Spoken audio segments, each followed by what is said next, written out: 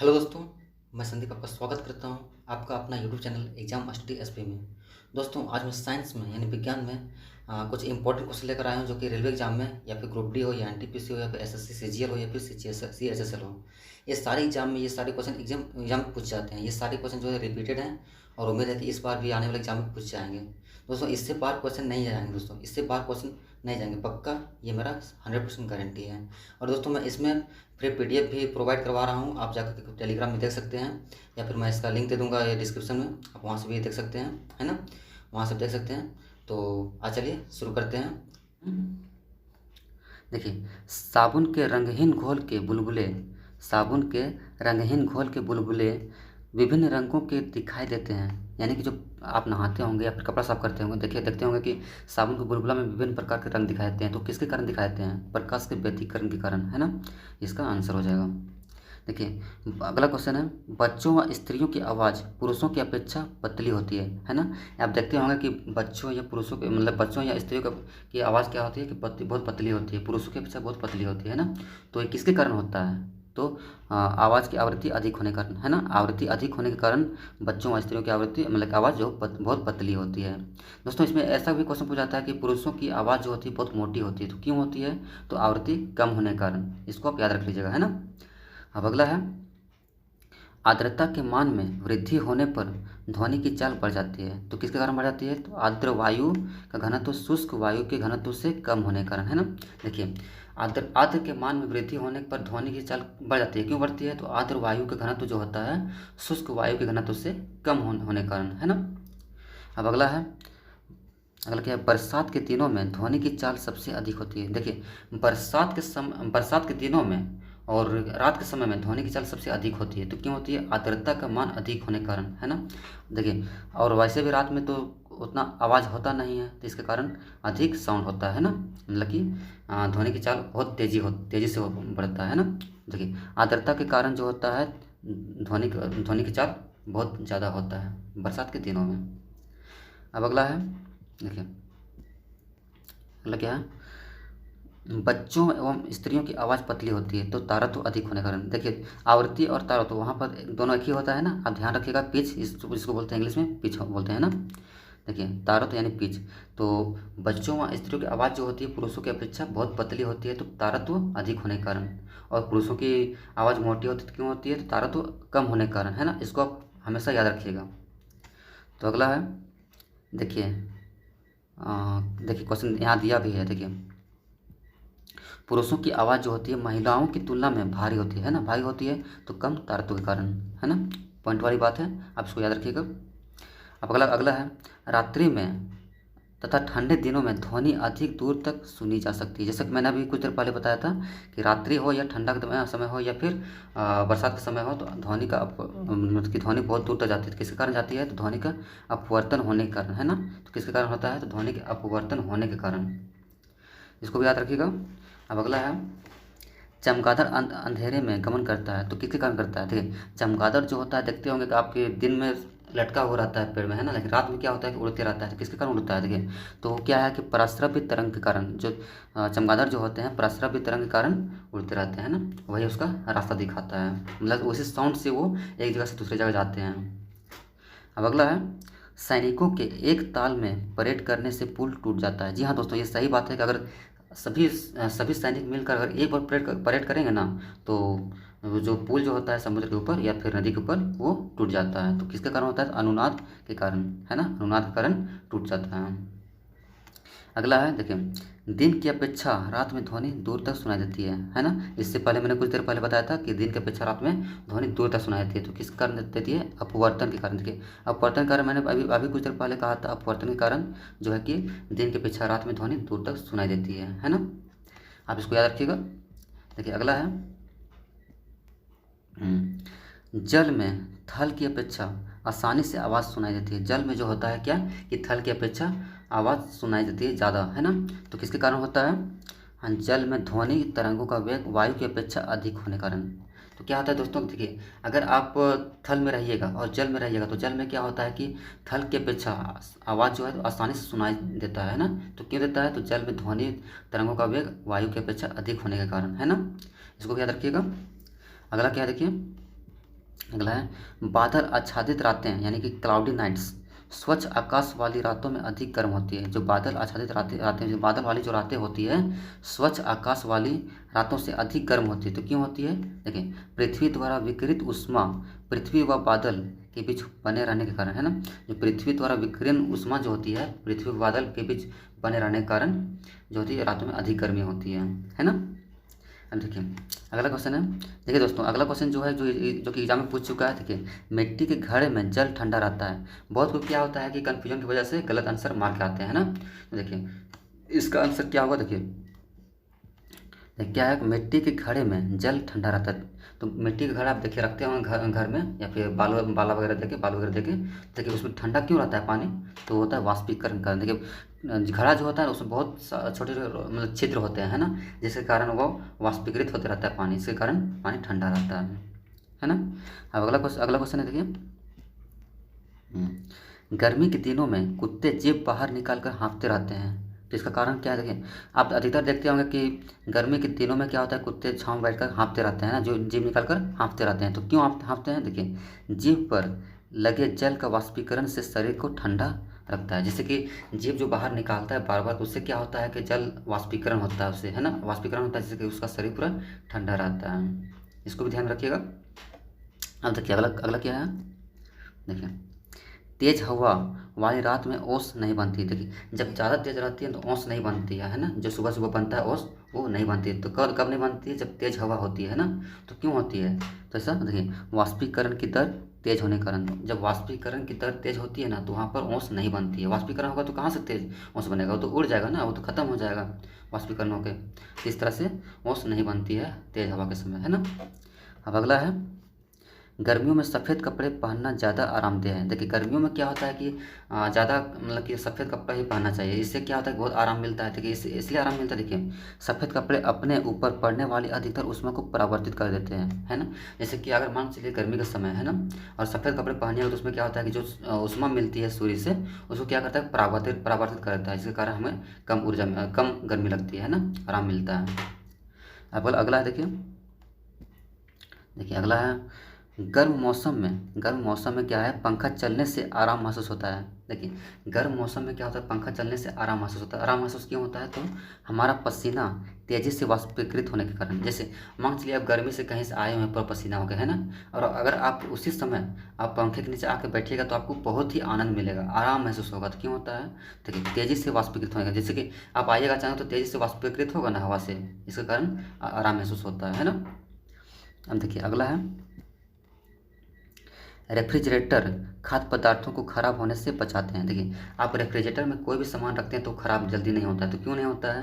तो देखिए इसके न्यून तापमान पर जीवाणु और फफूंदी निष्क्रिय होने के कारण, यानी कि न्यून तापमान जो होता है, न्यूनतम जो तापमान होता है, इसके कारण जीवाणु और फफूंदी जितने भी होते हैं, जितने कीटाणु होते हैं वो निष्क्रिय यानी कि नष्ट हो जाते हैं, जिसके कारण हमारा सारा खाना जो होता है खराब होने से बच जाता है ना, और सेफ्टी से रहता है। अब अगला देखिए गर्मी के मौसम में साइकिल की ट्यूब फट जाती है। तो किसके कारण फटती है? देखिए गर्मी के मौसम में अधिकतर साइकिल की ट्यूब जो होती है फट जाती है। तो क्यों फटती है? ताप में उपस्थित वायु के फैलाव के कारण। देखिए गर्मी में जो होता है ना, ताप में, जैसे गर्मी में तो ताप बहुत ज़्यादा होता है, तो उसके कारण क्या होता है कि वायु में ज़्यादा फैलाव होता है, वायु का ज़्यादा फैलाव होने के कारण टायर फट जाता है ना। देखिए अगला है रेल की पटरियों के बीच स्थान छोड़ जाता है। देखिए दोस्तों, आप अगर कभी ट्रेन के पहिया में चले होंगे मजाक में, है ना, देखे होंगे कि देखिएगा वहाँ पर रेल की पटरियों के बीच में बहुत स्थान छोड़ा रहता है। तो स्थान क्यों छोड़ा रहता है? देखिए ऊष्मा से पटरी फैलने के कारण, यानी कि ऊष्मा जो ताप से होता है जो पटरी फैलने का कारण, है ना। गर्मी में क्या होता है कि गर्मी से बहुत फैल जाता है, इसके कारण उसके जगह को इतना खाली छोड़ा जाता है ना। अब अगला देखते हैं क्या है समुद्र तटीय नगरों में पसीना अधिक आता है। तो समुद्र तटीय नदियों नगरों में पसीना अधिक अधिक क्यों आता है? तो अपेक्षिक आर्द्रता अधिक होने के कारण। देखिए अपेक्षिक आर्द्रता अधिक होने के कारण क्या होता है कि समुद्र तटीय नगरों में पसीना अधिक आता है ना। इस पॉइंट को याद रखिएगा, ये सारे क्वेश्चन रिपीटेड होते हैं, ये सारे एग्जाम में पूछ जाते हैं, इसलिए आप ध्यान रखिएगा, है ना। अगला देखते हैं खाना बनाने वाले बर्तनों की पेंदी काली कर जाती है। खाना बनाने वाले बर्तनों की पेंदी जो होती है काली कर दी जाती है। तो काली क्यों की जाती है? देखिए, काली सतह जो होती है ऊष्मा की अच्छी अवशोषक होने के कारण। देखिए दोस्तों, आप घर में देखते होंगे, गांव देहात में अधिकतर होता है कि खाना जिस बर्तन से खाना बनाते हैं उसके नीचे काला कुछ कर दिया जाता है, काला तरह से, यानी किसी चीज़ से काला कर दिया जाता है। तो काला क्यों किया जाता है? तो जिससे उससे क्या होता है, ऊष्मा की अच्छी अवशोषक होता है, अवशोषक अच्छी तरह से होता है, जिस कारण जल्दी खाना बनता है ना। अब देखिए अगला है, देखिए बिजली के बल्ब के अंदर निर्वात रखते हैं। बिजली के बल्ब के अंदर क्या होता है, निर्वात रखते हैं। तो क्यों निर्वात में क्या रखा जाता है? तो फिलामेंट। फिलामेंट जैसे होता है, जैसे कि बल्ब के अंदर जो फिलामेंट होता है उसको सुरक्षित रखने के लिए निर्वात रखा जाता है। निर्वात मतलब क्या होता है? कोई गैस है ना, जिसको कि उसके मतलब बल्ब के अंदर रखा जाता है। तो फिलामेंट को सुरक्षित रखने के लिए रखा जाता है ना। तो देखिए अगला है, अगला क्या है, विद्युत बल्ब के टूटने पर आवाज़ आती है। देखिए विद्युत बल्ब जो होता है अचानक जब फटता है, टूटता है तो आवाज़ होती है। तो आवाज़ क्यों होती है? इसका कारण क्या है? देखिए विद्युत बल्ब के अंदर निर्वात, जैसे कि निर्वात जो होता है, गैस जो होता है, बल्ब के अंदर जो निर्वात होता है उसके कारण बल्ब आवाज़ करता है बहुत तेज़ी से, है ना। यानी कि बल्ब के अंदर जो गैस होता है जब, बस उसके कारण आवाज़ करता है। इसको अच्छे से देख लीजिएगा, है ना। अब अगला है, जल में डूबी हुई वस्तु हल्की प्रतीत होती है। तो किसके कारण होती है? देखिए, आप जल में किसी भी चीज़ को डुबाइएगा ना तो बहुत हल्का महसूस होता है। आप कभी नहाने के लिए जाते होंगे तो आप खुद महसूस करते होंगे कि आप पानी में हल्का अपने आप में फील करते होंगे, महसूस करते होंगे। तो क्यों ऐसा होता है? तो उत्प्लावन बल के कारण। उत्प्लावन बल के कारण क्या होता है कि पानी में हल्कापन महसूस होता है ना। अब अगला है, देखिए सूर्य से ऊष्मा एवं प्रकाश प्राप्त होता है। सूर्य से ऊष्मा एवं प्राप्त होता है, प्रकाश प्राप्त होता है। यानी कि सूर्य से जो ऊष्मा और प्रकाश प्राप्त होता है वो किस कारण होता है? तो नाभिकीय संलयन के कारण, है ना। नाभिकीय संलयन के कारण क्या होता है? सूर्य से ऊष्मा और प्रकाश प्राप्त होता है। देखिए दोस्तों, इसमें आप कन्फ्यूजन होते होंगे कि नाभिकीय संलयन होगा कि नाभिकीय विखंडन होगा, है ना। तो देखिए नाभिकीय है, संलयन है। संलयन में आप याद रखिएगा, केवल संलयन और विखंडन ही चेंज होता है ना, नाभिकीय तो वही रहता है ना। तो देखिए संलयन में क्या है, संलयन में क्या होता है? स से शुरू होता है। स से शुरू होता है तो आप ये माइंड में याद रखिए कि स से शुरू होता है तो सूर्य भी स से ही शुरू होता है ना। सूर्य से स से शुरू होता है, यानी सूर्य से संलयन हो गया, है ना। तो इसको आपको भूलेंगे ही नहीं। नाभिकीय संलयन जो होता है सूर्य में होता है ना। अब इसको याद कर लीजिएगा, आप उसको दोबारा रिपीट कीजिएगा तो आपको अपने आप याद हो जाएगा, है ना। यानी कि सूर्य से जो ऊष्मा प्रकाश प्राप्त होता है वो नाभिकीय संलयन कारण। तो संलयन जो होता है सूर्य से, उसी सूर्य की जैसा ही साथ साथ दोनों मैच करता है ना। अब देखिए अगला है, देखिए अगला क्या है, एल्कोहल में बर्फ़ का टुकड़ा डूब जाता है। एल्कोहल में जो होता है बर्फ़ का टुकड़ा डूब जाता है। देखिए पानी में जो है कि पानी में जो है जो बर्फ़ का टुकड़ा तैरता है, लेकिन एल्कोहल में डूब जाता है। तो क्या कारण है? यानी कि एल्कोहल में बर्फ़ के डूबने का कारण क्या हो सकता है? देखिए बर्फ़ का घनत्व, बर्फ़ का जो घनत्व होता है एल्कोहल के घनत्व से अधिक होने के कारण। दोस्तों इस तरह के क्वेश्चन पूछे जाते हैं और इसी क्वेश्चन में फंसते हैं कि घनत्व अधिक होने के कारण, घनत्व कम होने के कारण या घनत्व सेम होने के कारण। तो इस तरह से कन्फ्यूजन होता है। तो इसको आप बार बार रिपीट करके देख लीजिएगा, या फिर इसको मैं PDF में दे दूंगा जो कि आप उसको देख लीजिएगा, है ना। देखिए क्या है, एल्कोहल में बर्फ़ का टुकड़ा डूब जाता है। तो क्यों डूबता है? तो बर्फ़ का घनत्व जो होता है एल्कोहल के घनत्व से अधिक होने के कारण, बर्फ़ का जो घनत्व होता है एल्कोहल से अधिक होता है ना। इसके कारण बर्फ जो होता है एल्कोहल में डूब जाता है। अब देखिए अगला क्या है, भीषण सर्दी में ठंडे देशों में पानी की पाइपें फट जाती है। देखिए ऐसा भी होता है कि सर्दी में होता है कि पानी का जो पाइप होता है फट जाता है। तो फटता क्यों है? देखिए जमने पर पानी के फैलने के कारण, यानी कि जैसे कि होता है ठंडा समय क्या होता है ना कि बर्फ़ जो पानी जो होता है बर्फ़ के जैसा जम जाता है, जिसके कारण पाइप फट जाता है ना। इसको आप गौर कीजिएगा कभी। अगला है, अगला क्या है, देखिए अगला है, पानी की बूंदों का तैलीय पृष्ठ पर नहीं चिपकता है। पानी का जो बूंदें होती है वो तैलीय पृष्ठ पर नहीं चिपकती। तो कारण क्या है इसका? देखिए पानी की बूंदों और तैलीय पृष्ठों के अणुओं के बीच आसंजक बल का मान पानी के अणुओं के मध्य ससंजक बल से कम होने के कारण, जो आसंजक बल होता है वो क्या होता है कि पानी के अणुओं के मध्य ससंजक बल से कम होता है। इसी कारण पानी की बूंदें जो होती है तैलीय पृष्ठ पर नहीं चिपकती है ना। अब अगला देखते हैं, अगला क्या है, दूध को मथने पर क्रीम अलग होती है। जब दूध को मथते हैं तो क्रीम अलग होती है, तो अलग क्यों होती है, तो अपकेंद्रीय बल कारण। देखिए दोस्तों, अपकेंद्रीय बल और उपकेंद्रीय बल में आप कन्फ्यूजन होते हैं, उसको भी आप अच्छी तरह से पढ़ लीजिएगा। ये क्वेश्चन पक्का पूछे जाते हैं, है ना। कभी कभी क्या होता है, इंग्लिश में पूछता है सेंट्रीफ्यूगल फोर्स पूछ लेता है, तो सेंट्रीपिटल फोर्स पूछ लेता है ना। इसको आप अच्छी तरह से ध्यान दीजिएगा, है ना। तो क्या है क्वेश्चन, दूध को मथने पर क्रीम अलग हो जाती है, तो किसके कारण होता है, अपकेंद्रीय बल के कारण, यानी कि सेंट्रीफ्यूगल फोर्स के कारण, है ना। अब अगला है, छोटी सुई का अस्थिर द्रव की तल पर बैठना तैरना, यानी कि छोटी सुई का अस्थिर द्रव की तल पर तैरना। छोटा सुई जो होता है अस्थिर द्रव यानी कि जल में तैरता है, तो क्यों तैरता है, तो पृष्ठ तनाव के कारण। देखिए क्या होता है कि आप जल में अगर कोई बड़ा बड़ा जैसे कि हो गया पिन वगैरह हो गया, जैसे कि बड़ा लोहा हो गया, उसको आप डुबाइएगा तो तैरता नहीं, डूब जाता है ना। लेकिन छोटी सुई क्या होता है कि अस्थिर पानी में तैरता रहता है, तो क्यों तो तैरता है, तो पृष्ठ तनाव के कारण, है ना। अब देखिए अगला क्या है, स्याही सोखता का कार्य करना, यानी स्याही जो सोखता है ये किसके कारण सोखता है, तो केशिकत्व के कारण। यानी जो हम लोग स्याही JNPL का इस्तेमाल करते हैं, स्याही सोखता है, क्यों सोखता है, तो केशिकत्व के कारण, है ना, कैपिलरिटी जिसको बोलते हैं। अब देखिए अगला है, गर्म सब्जी ठंडी सब्जी की तुलना में अधिक स्वादिष्ट लगती है। जो गर्म सब्जी होती है, जैसे कि आप खाना खाने जाते होंगे, देखते होंगे गर्म सब्जी बना हुआ है और ठंडा सब्जी बना हुआ है, ठीक है। अगर गर्म सब्जी को आप खाइएगा तो ठंडा सब्जी से ज़्यादा स्वादिष्ट लगता है। तो स्वादिष्ट क्यों लगता है, देखिए पृष्ठ तनाव कारण, सरफेस टेंशन कारण, यानी सरफेस टेंशन या पृष्ठ तनाव कारण जो होता है कि गर्म सब्जी हमें अच्छा लगता है, स्वादिष्ट लगता है। और इसका क्या गंध, इसका सुगंध क्या होता है कि बहुत दूर दूर तक जाता है ना। चलिए अगला देखते हैं, साबुन डिटर्जेंट आदि मैल की गहराई में जाकर सफाई करते हैं। जैसे साबुन या डिटर्जेंट हो गया आदि मैल की गहराई जितना, जैसे कि कपड़ा हो गया, शरीर हो गया, जिसमें कि आप साबुन डिटर्जेंट के इस्तेमाल कीजिएगा तो मैल जो है कि गहराई से सफाई करता है ना। तो किसके कारण करता है, तो पृष्ठ तनाव के कारण, यानी पृष्ठ तनाव के कारण जो है साबुन जो कि मैल की गहराई को साफ करते हैं। अब अगला देखते हैं,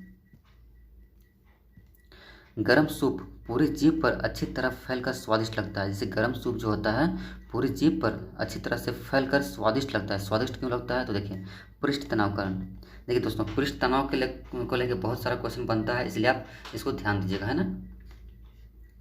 देखिए अगला है, लिफाफे पर गोंद लगा डाक टिकट चिपक जाता है। जैसे कि लिफाफे में जो गोंद का इस्तेमाल करते हैं वो डाक टिकट जो होता है चिपक जाता है। चिपकता क्यों है, तो असंजक बल के कारण। असंजक बल के कारण जो हम, जैसे कि डाक टिकट जो होता है उसको चिपकाने से चिपक जाता है, किस कारण, असंजक बल के कारण, यानी कि एडहेसिव फोर्स के कारण। अब देखिए अगला है, स्याही सोखता, यानी कि ब्लॉटिंग पेपर में क्या होता है, स्याही सोख लेता है। तो किसके कारण सोखता है, तो सोखता पेपर, यानी कि सोखता पेपर यानी कि छोटी छोटी केस नलियाँ होने के कारण, छोटी छोटी केस नलियाँ होती है, इस कारण सूख जाता है। अब अगला देखते हैं,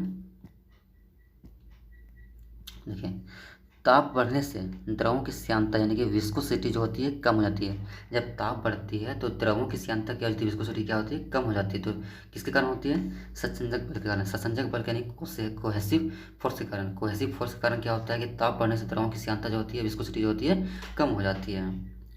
अगला देखिए, अगला क्या है, पैराशूट धीरे धीरे नीचे आता है। जब पैराशूट धीरे धीरे नीचे आता है जबकि उसकी ऊंचाई से फेंका गया पत्थर तेजी से गिरता है। अब देखिए दोस्तों, क्या होता है कि पैराशूट से अगर आप नीचे उतरिएगा तो धीरे धीरे आइएगा, है ना। लेकिन अगर उसी जगह पर अगर पत्थर को ऊपर से नीचे फेंका जाए तो क्या होता है, तो ऐसा तेजी से गिरता है पत्थर, है ना। तो क्यों गिरता है, देखिए पैराशूट के पृष्ठ का क्षेत्रफल जो होता है अधिक होता है। पैराशूट का जो पृष्ठ क्षेत्रफल होता है अधिक होता है एवं वायु का प्रतिरोध अधिक होने के कारण, है ना। तो पैराशूट के पृष्ठ का क्षेत्रफल जो होता है अधिक होने कारण एवं वायु का जो प्रतिरोध होता है वो भी अधिक होता है। इसके कारण देखिए आप ऊपर से आप गिरिएगा और उसका देखिए क्या होता है, पैराशूट में कि बहुत ज़्यादा क्षेत्रफल उसका होता है, बड़ा क्षेत्रफल होता है, तो हवा को रोकता है तो धीरे धीरे ही आएगा ना। अब पत्थर में ऐसा कुछ रोकने वाला है नहीं, तो सीधे नीचे ही गिरेगा ना, है ना। तो इसको ध्यान रखिएगा। अगला क्वेश्चन है, देखिए पृथ्वी तल से किसी वस्तु को 11.2 किलोमीटर प्रति सेकंड या इससे अधिक वेग से ऊपर किसी भी दिशा में फेंक दिया जाए तो वस्तु फिर पृथ्वी तल पर वापस नहीं आएगी। तो किसी कारण, पलायन वेग के कारण। देखिए दोस्तों, ऐसा होता है ना कि अगर मान चलिए आप किसी वस्तु को आप पृथ्वी से 11.2 किलोमीटर प्रति सेकंड की रफ्तार से ऊपर फेंकेगा तो क्या होता है कि वो वस्तु जो होता है वापस पृथ्वी पर नहीं गिरती है ना। अगर आप 11.2 किलोमीटर प्रति सेकंड की रफ्तार से फेंकिएगा तो ही वो क्या होता है कि वापस पृथ्वी पर नहीं गिरता है। तो किसके कारण होता है, तो पलायन वेग के कारण, यानी कि एस्केप वेलोसिटी के कारण। अब अगला देखते हैं, अगला क्या है, लोलक घड़ी पृथ्वी तल से ऊपर या नीचे जाने पर सुस्त हो जाती है। जैसे कि लोलक घड़ी जो होती है पृथ्वी तल से ऊपर या नीचे जाने पर सुस्त हो जाती है। तो सुस्त क्यों हो जाती है? सुस्त होने का मतलब क्या आता है कि घड़ी धीरे धीरे चलना है ना। तो क्यों ऐसा होता है? देखिए, जी का मान जो होता है कम होने के कारण, गुरुत्वाकर्षण जो होता है ना, गुरुत्वाकर्षण का जो मान होता है वो कम हो जाता है, जिसके कारण घड़ी जो होता है शुष्क हो जाती है ना। अब अगला प्रश्न देखते हैं। लोलक घड़ी पृथ्वी तल से ऊपर या नीचे जाने पर आवर्तकाल में वृद्धि हो जाती है। जैसे लोलक घड़ी, अब देखिए लोलक घड़ी क्या होता है, पृथ्वी तल से ऊपर नीचे जाने पर सुस्त हो जाती है। लेकिन अगर यहाँ लिखा हुआ है लोलक घड़ी पृथ्वी तल से ऊपर या नीचे जाने पर आवर्तकाल में वृद्धि होती है। आवर्तकाल में वृद्धि होता है ना। देखिए यहाँ सुस्त हो जाता है और यहाँ आवर्तकाल में वृद्धि हो जाता है। तो किसके कारण होता है? गुरुत्वाकर्षण का मान कम होने के कारण। देखिए गुरुत्व, जैसे कि लोलक घड़ी का जो होता है पृथ्वी तल से ऊपर या नीचे रखने पर, जैसे अगर मान चलिए जी का मान कम होने से क्या होता है कि घड़ी सुस्त हो जाती है और उसका आवर्तकाल में वृद्धि होती है। तो इसको एक ही पॉइंट में समझिए। देखिए एक ही पॉइंट में क्या समझिएगा, देखिए लोलक घड़ी को पृथ्वी तल से ऊपर या नीचे रखने पर जी का मान कम होने के कारण घड़ी सुस्त हो जाती है और उसका आवर्तकाल में वृद्धि होती है ना। अब अगला है,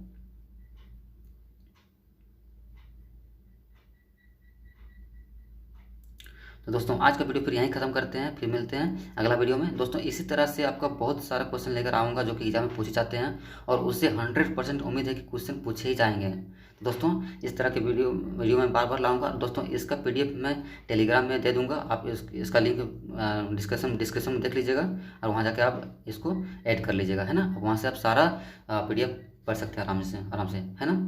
तो चलिए फिर मिलते हैं नेक्स्ट वीडियो में।